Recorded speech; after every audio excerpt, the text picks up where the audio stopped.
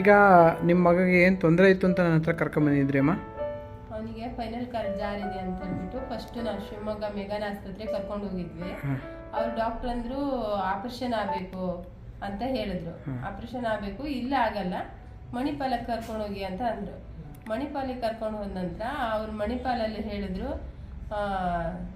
Operation ಮಾಡ್ತೀವಿ, ಹುಡುಗ ಹೇಳ್ತಾನ ಇಲ್ಲ ಅಂತ ಗೊತ್ತಿಲ್ಲ, ರಾಡ್ ಹಾಕಬೇಕು, ಬಗ್ಗಕ್ಕಾಗಲ್ಲ, ವಜ ಎತ್ತಕ್ಕಾಗಲ್ಲ, ಆಮೇಲೆ ಏನು ಅವನು ಇನ್ನೇನು ಹೊರಗಡೆ ಹೋಗಿ ಬಂದು ಮಾಡೋದು ಬಿಟ್ರೆ ಅವನ ಹತ್ರ ಯಾವುದೇ ಒಂದು ಕೆಲಸ ಮಾಡೋಕ್ಕಾಗಲ್ಲ ಅಂತಲೂ ಹೇಳಿದರು. ಅದಕ್ಕಾಗಿ ನಾವು ಇಲ್ಲಿ ಕರ್ಕೊಬಂದ್ವಿ. ಈಗ ಪರವಾಗಿಲ್ಲ, ನೋವು ಏನೂ ಇಲ್ಲ ಅಂತಾನೆ, ಓಡಾಡ್ತಾನೆ, ಚೆನ್ನಾಗಿದ್ದಾನೆ, ಪರವಾಗಿಲ್ಲ. ಇವಾಗ ಖುಷಿ ಆಗ್ತಾ ಇದೆ, ಅವ್ನು ನೋಡಿದ್ರೆ ನಮ್ಗೆ ಖುಷಿ ಆಗ್ತಾ ಇದೆ. ಇದೇ ಮೆಡಿಸಿನ್ ಮಾಡ್ತೀವಿ ಇನ್ನು ಮುಂದೆ. ಹುಡುಗ ಚೆನ್ನಾಗಿ ಆಗ್ತಾನೆ ಹಾಕೊಂಡು ಭರವಸೆನೂ ಬಂತು ನಮಗೆ. ಓಕೆ, ಈಗ ನೀನೇನಾಗ ಇಷ್ಟಪಡ್ತೀಯಪ್ಪ? ಇವರ ವೆರಿ ಯಂಗ್ಸ್ಟರ್, 16 year old ಮೇಲ್. ಈಗ ನಿಮಗೆ ಎಂಟಿರೋಲಿಸ್ಥಸಿಸ್ ಅಂತ ರಿಪೋರ್ಟ್ ಕೊಟ್ಟಿದ್ದಾರೆ ನೋಡಿ. The grade 2 ಎಂಟಿರೋಲಿಸ್ಥಸಿಸ್ L5/S1 with a suggestion of bilateral lysis ಅಂತ ಕೊಟ್ಟಿದ್ದಾರೆ. ತುಂಬ ಕಡೆ ನಿಮಗೆ ಆಲ್ಮೋಸ್ಟ್ ಗ್ರೇಡ್ 2 ಅಂತಂದರೆ ಇಟ್ಸ್ ಒಂಥರ ಸಿವಿಯರ್, ಅದು ಓಕೆ ಸೀರಿಯಸ್ ಅಂತಾನೆ ಪಾಪ ಡಾಕ್ಟರ್ ಹೇಳಿದ್ದು.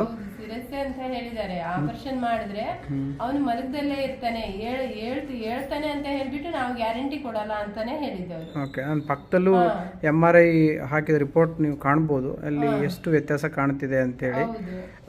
ಇಂಥ ಸಂದರ್ಭದಲ್ಲಿ ನೀವು ಎಲ್ಲಾ ತರದ ಚಿಕಿತ್ಸೆಗಳನ್ನು ಸುತ್ತಮುತ್ತ ನಾಟಿ ಔಷಧಿಯಿಂದ ಹಿಡಿದು ಮಾಡಿದ್ರಿ? ಎಲ್ಲದೂ ಮಾಡಿದೀವಿ, ನಮ್ಗೆ ಯಾವುದು ಅದರಲ್ಲಿ ಒಳ್ಳೇದು ಆಗಿಲ್ಲ. ಓಕೆ, ಇಲ್ಲಿ ಬಂದ ನಂತರ ನಮಗೆ ಪರವಾಗಿಲ್ಲ ಅನ್ನಿಸ್ತಾ ಇದೆ. ಓಕೆ ಓಕೆ, ಯಾವ ಊರು ನಿಮ್ದು? ನಮ್ದು ಕೊಣಂದೂರು, ತೀರ್ಥಹಳ್ಳಿ. ಈಗ ನೀವು SLC ಓದ್ತಿದ್ದೀರಲ್ಲ, ಈಗ ಸೆಕೆಂಡ್ PU. ಸೊ ಏನು ಅನ್ಸುತ್ತಪ್ಪ ನಿನಗೆ ಈಗ ಭರತ್? ನೋವಿಗೆಲ್ಲ ಕಡಿಮೆ ಆಗಿದೆ, ಆವಾಗಿನಕ್ಕಿಂತ ಇವಾಗೆಲ್ಲ ತುಂಬ ಪರವಾಗಿಲ್ಲ. ಮೂಳೆ ನಿಧಾನ ಕೂಡ್ತಾ ಬಂದಿದೆ ಅಂತ ಅನ್ಕೊಂಡಿದ್ದೀನಿ. ಜೊತೆಗೆ ನಿನ್ನ ದೈಹಿಕವಾಗಿ ಸಾಮರ್ಥ್ಯತೆ ಹೇಗಿದೆ, ಮಾನಸಿಕವಾಗಿ ಸದೃಢತೆ ಹೇಗಿದೆ? ಆವಾಗಿನಕ್ಕಿಂತ ಇವಾಗ ಫುಲ್ ಪರವಾಗಿಲ್ಲ. ಆವಾಗಂದ್ರೆ ಸ್ವಲ್ಪ ನಡೆಯೋಕ್ಕೆ ಓಡೋಕ್ಕೆಲ್ಲ ಸಿಕ್ಕಾಪಟ್ಟೆ ನೋವು ಆಗ್ತಿತ್ತು. ಇವಾಗೆಲ್ಲ ನಡಿಬೇಕಾರೆಲ್ಲ ನೋವು ಏನಾಗಲ್ಲ, ಮಾಮೂಲಿ ಯಾವಾಗ ಫಸ್ಟ್ ಟೈಮ್ ಇದ್ನೋ ಇವಾಗಲೂ ಹಂಗೆ. ಓಕೆ ಓಕೆ, ಸೊ ಇನ್ಮೇಲೆ ತುಂಬ ಜಾಗರೂಕತೆಯಿಂದ ಕೇರ್ಫುಲ್ಲಾಗಿ ಇರಬೇಕು. ಇದೇ ಥರದ ಭಾಳಷ್ಟು ರೋಗಿಗಳು ಇಲ್ಲಿ ಬಂದು ಟ್ರೀಟ್ಮೆಂಟ್ ತಗೊಂಡು ಹೋದರು. ನೀವು ಅಡ್ಮಿಷನ್ ಆಗಿ ಸುಮಾರು 20 ದಿನ ಆಗ್ತಾ ಬಂತು. ಸೊ 20 ದಿನದಲ್ಲಿ ಭಾಳಷ್ಟು ನಿದರ್ಶನಗಳನ್ನ ನೋಡಿದ್ಯಾ ನಿನ್ನ ಥರ ಪೇಷಂಟ್ಗಳನ್ನ. ಏನಲ್ಲಿ ನೋಡಿ ಏನು ಅನ್ನಿಸ್ತು ಆಯುರ್ವೇದ ಬಗ್ಗೆ? ತುಂಬ ಕಾನ್ಫಿಡೆನ್ಸ್ ಬಂತು, ನಂಗೆ ಸರಿಯಾಗಿ ಮಾಡ್ತಾರೆ ಅಂತೇಳಿ ಒಂದು ಪಾಸಿಟಿವ್ನೆಸ್ ಬಂತು. ನನಗೂ ಹಾಗೆ ಇವಾಗ ಸರಿ ಆಗ್ತಾ ಬರ್ತಿದೆ. ಓಕೆ, ನಿನಗೆ ಹೇಗೆ ಅನ್ಸುತ್ತಪ್ಪ? ಸ್ನೇಹಿತ ಅವನ ಜೊತೆಗೆ 20 ದಿನ ಈಗ ಇದ್ದಿಲ್ಲ ಇಲ್ಲೇ? ನಮ್ಗೇನು ಪರವಾಗಿಲ್ಲ ಸರ್, ಅವ್ನಿಗೆ ಫಸ್ಟ್ ಟೈಮ್ ಇತ್ತು, ಬಟ್ ಇವಾಗ ನೋವೆಲ್ಲ ಕಮ್ಮಿ ಆಗಿದೆ ಅಂತ ಚೆನ್ನಾಗಿ ಅನ್ಸುತ್ತೆ. ಆಯಿತು ಕಣಮ್ಮ, ಒಳ್ಳೇದಾಗುತ್ತೆ. ಆ ಧನ್ವಂತರಿ ಆಶೀರ್ವಾದ, ನೀ ಚಿಕಿತ್ಸೆ ತಗೊಂಡಿದ್ರಿ, ಹಾಗೇ ಆಗುತ್ತೆ. ಆ ಧನ್ವಂತರಿ ಆಶೀರ್ವಾದದಿಂದ, ಎಲ್ಲ ದೈವ ಅನುಗ್ರಹದಿಂದ ನಿಮಗೆ ಒಳ್ಳೆಯದಾಗಲಿ. ಮಗನ ಆರೋಗ್ಯ ಇನ್ನೂ ಇಮ್ಮಡಿಗೊಳ್ಳಿ. ಜೊತೆಗೆ ಅವನು ಯಾವಾಗಲೂ ನಗ್ನಗ್ತಾ ಇದ್ದು ಒಳ್ಳೆ ವಿದ್ಯಾಭ್ಯಾಸ ಮಾಡಿ ನಿಮ್ಮ ಮನೆಗೆ ಬೆನ್ನೆಲುಬಾಗಿರಲಿ. ಈ ಬೆನ್ನೆಲುಬು ಮುರಿದಿದ್ದು ಇನ್ನೂ ಸದೃಢವಾಗಿ ಚೆನ್ನಾಗಾಗುತ್ತೆ.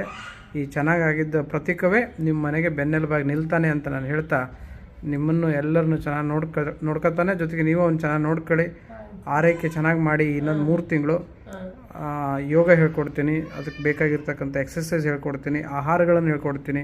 ಅವೆಲ್ಲವನ್ನು ಕಟ್ಟುನಿಟ್ಟಾಗಿ ಮಾಡಿ. ಆರೋಗ್ಯ ನಿಮ್ಮ ಕೈಯಲ್ಲೇ ಇದೆ. ಆರೋಗ್ಯ ಚೆಲ್ಕೊಂಡ್ರೆ ಯಾವ ಆಸ್ಪತ್ರೆನೂ ಯಾವ ಡಾಕ್ಟ್ರು ಕೂಡ ಕೊಡೋಕ್ಕೆ ಕಷ್ಟ ಸಾಧ್ಯ. ಹಾಗಾಗಿ ನಿಮ್ಮ ಆರೈಕೆ ನಿಮ್ಮ ಕೈಯಲ್ಲೇ.